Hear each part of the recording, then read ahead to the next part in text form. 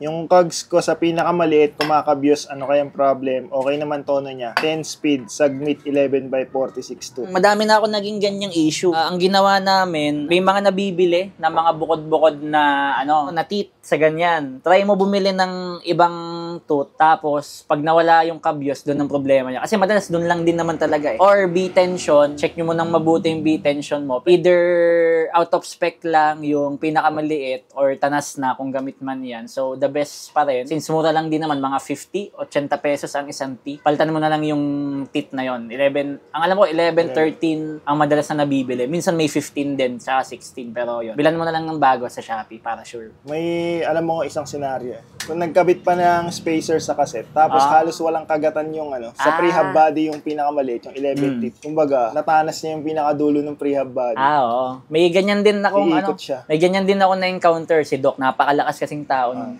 Nalagyan kasi ng spacer yung cogs niya kasi may alog. Kaso, konti na lang yung kumakagat yung 11. Ang nangyari, karga. Biglang pagsipa niya, biglang naging neutral. Wala nang kagat. Yung pala, nabilog na yung pinaglalagyan ng 11T. Tapos, ang galing, parang minachine eh. Ewan ko kung may ganong kalakas pa akong kakilala. Pero, ang astig lang. Parang pinadaan sa sa lathe machine. Lathe machine.